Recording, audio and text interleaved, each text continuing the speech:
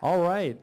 Continuing with our media availability here, we are joined by NASCAR Nationwide Series driver Regan Smith. He is the driver of the number 7 americaspower.org in tomorrow's Zippo 200 at the Glen.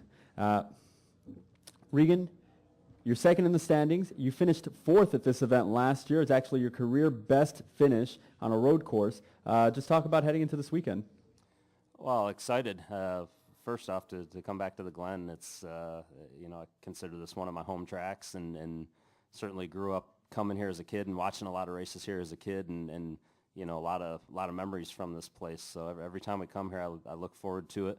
In terms of road courses, this is my favorite one that we go to. I really enjoy driving this place. I was telling my guys this morning, there's something about it when you get ready to practice here, I get a little more giddy because it's just a fun racetrack to go out and drive as a driver. And, in terms of road courses, I'm not the best road racer in America by any means, so they're all challenging to me, but this one I feel a little more at home at and have more confidence coming into it. So hopefully we can take all those things and put them all together and come out with another solid day on Saturday and start trying to chip into this points lead and get back to where we want to be with that. All right, now speaking about practice, you were 12th in the first practice session earlier. What do you take from that heading into the next practice, and how do you see the track? Well, I'd liked my car to start with. I thought we were going to be a little quicker than that with some of the last laps I was running, and unfortunately, traffic here is always difficult. You give guys 10 seconds in front of you that you think only need 3 or 4, and you catch them in 2 laps, and it's tough. If you catch them in the wrong spot, then it ruins your whole lap. So. I feel like we have better than a 12th place car right now. It's doing some of the things I want it to do. I think we can improve it some more and make it drive better still yet. But, a lot of confidence in my car. It's good in the braking zones and too tight in some of the other areas. So once we get that out of it, then, no reason why we can't have a solid day. We're going to open it up to questions now. You have questions for Regan Smith right here? Alan Cavan, NASCAR.com. Last season, you had a big points lead and things didn't go your way. What does that teach you about yourself, or does that help you at all this year now that you're right in the same spot going after that championship? I think it helps a ton. You learn how to do things wrong because we obviously did a lot of things wrong last year to lose that points lead. I guess you can say, oh, it was luck or it was this or it was that, but at the end of the day, we lost it. Whether it was a crash, somebody running into you, a parts breaking, things like that, you can avoid it. So we didn't do a good enough job of doing that, and I feel like we got too desperate too early. And that's the one thing. If you look at the points, I think we're a very similar position to where we were at the Glen last year from a point standpoint. So the thing I've got to do a better job of is, as a driver, not getting too desperate too early and not changing what you do in the car and just letting things come to you. The other thing I noticed a little bit different about this year is I felt like last year we almost peaked a little bit too early, and we didn't, down the stretch, we didn't necessarily improve as much as we had hoped to at some of the places that we thought going back for a second time we would. This year, with the 7 team, I feel like we're finally kind of cresting the hill after Chicago. Chicago was really bad for us, and it was it was tough on the guys. It was tough on me, and we left there and changed a few things, did a few things a little bit different. In the past 2 races, although it's only been 10th and 6th place finishes, have been big steps forward for us. I felt like we've unloaded better and we've maintained that consistency with our speed throughout the weekend, and we can leave those last 2 races and know, hey, if we'd have done this different, we would have finished better or we would have gone faster, and that's a good thing because there's a couple of them before that we left scratching our head like, what do we do? So the experience will definitely help us down the stretch, I would say. Go Qs too. Right up here. Reed Spencer with NASCAR Wire Service. Regan, what's one of your most vivid memories of coming here as a kid and watching the races? Oh, there's lots of them.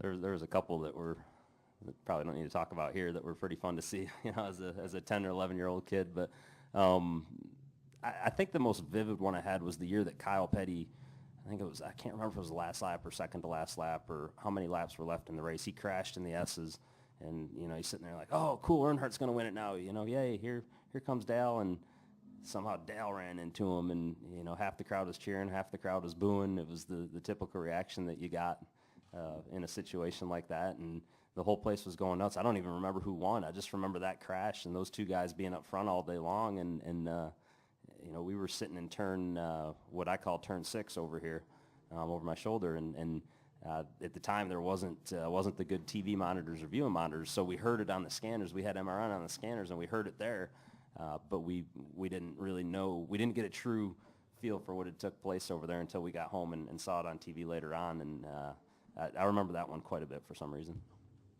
Are we going to go in the back? Mario Sacco, WETM. Last year you talked about, adjusting. Obviously you adjusted pretty well heading in down the stretch. Talk about this year, what you've learned, and is there a lot of pressure coming back to your home course? I think the pressure's, I put on myself. I want to win here. This is, I thought last year we had a fast race car. We just lacked speed in a couple areas that we highlighted and we worked on during the off season to come back here and get a little bit better at.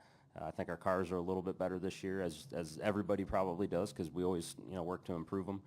But I feel like collectively, comparatively to the field, we've taken a little bit step ahead. So, with all those things said, then I think we should be able to go out and run better than 4th place and get up in the top 3 and challenge for the win if things go our way. That's just how I feel. This place would be almost as big as the Daytona to me to win at. It just it would be cool with this many friends and family in the area that still live up here and everybody that's in Cato. It would be a big deal for me. Woody Kane with MRN. Look ahead for us, if you will, for next week. Back-to-back road courses, the differences that you'll face at MidOhio. I hate that place, so I'll just point blank tell you I'm going to have to work hard next week. It's a very technical road course. This almost drives like the course that we run here drives almost like a right turn oval, and it seems like you have a lot of vertical load in a lot of the corners here that gives you that feeling of banking. Even though it might not look banked, it gives us the feel in the race car of banking. MidOhio is about as flat as they can be, and feels like half the corners are off cambered. You got some pretty big elevations there to contend with, but it's different than here. Here it's stretched out throughout the course of 3 or 4 corners where you go up the hill.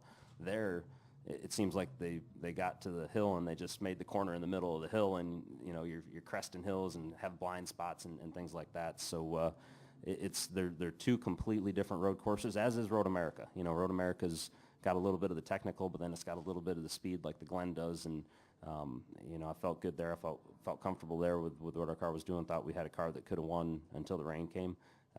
So I don't know what the weather forecast calls for next week. Hopefully it stays dry. I know it's dry here, and I'm going to have to work hard all week just to study the place, to learn, to remind myself of areas where I did things right and areas that I did things wrong. And the road courses definitely last year were in a place that we could have gained more points and helped ourselves out in the championship. In the back? Brian Sandler, Time Warner Cable News. Regan, for a sport built on the gas pedal, how important is controlling the brake here? Well, it's I'd say it's probably the most important thing is being able to control the brake and get into the braking zones. You can't pass if you can't outbrake guys. You could be a half second quicker, and if you can't outbrake them into the corner, you're just not going to complete the pass. And that's where guys like Marcus and the ones that you see up front, Tony, guys like that are so good. Is they've got the brakes figured out. They've got that feel that they're looking for in the braking zones. They got a good feel for that stuff. So it's critical. Naturally you want the power too, and you want to be able to be on the throttle, but the brake zones are huge here. Time for 2 more questions. Hi, Stan Creekmore with RPMTonight.com. Kind of a follow-up on MidOhio. What is the one significant difference at Watkins Glen from MidOhio, from Road America? And is this the most challenging of the road courses? Significant difference. I mean, we go left and right and use the brakes in all of them, which is, a little bit different for most of us. But the one significant difference, I would say, is just what I touched on earlier, the technical side of it. MidOhio is a very technical road course. There's, a lot of lower speed, tight corners, whereas here you've got the higher speed, faster corners.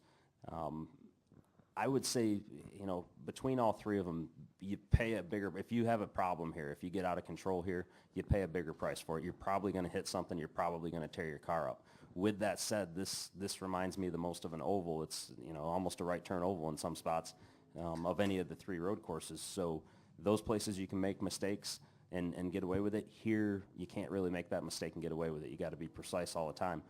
Me personally, I struggle more at MidOhio than I do a place here. I think it's with the technical side of that track, it's a little bit tougher than the course that we run at the Glen here.